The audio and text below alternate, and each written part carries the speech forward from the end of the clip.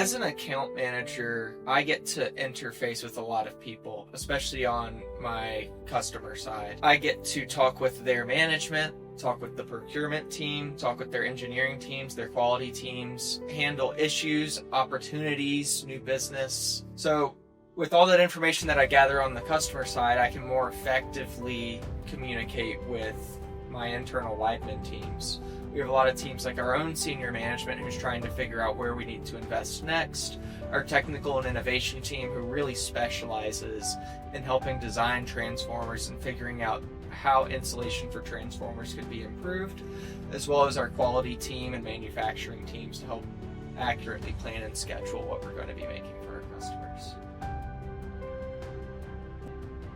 Really, it's just constantly being surprised with how complicated paper and paper products can be. It's really interesting to see the high growth that our customers are seeing right now. Utilities need so many more transformers than they did 10 years ago, and everybody is planning new factories and expansions. We are a key component for those expansions. I knew that the transformer industry was booming around the world.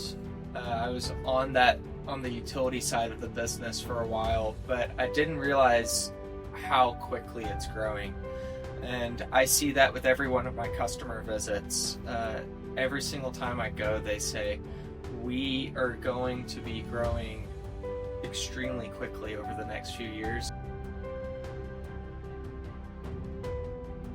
Since I've joined Weidmann, I've really worked on my communication skills, especially around setting expectations both internally and with customers. Everybody's growing extremely quickly right now, and there's tons of projects going on, and we have new updates every week on improvements, and our customers are having the same items, so we're having to stay in really close communication with everybody around what we're capable of, and that can change even from week to week.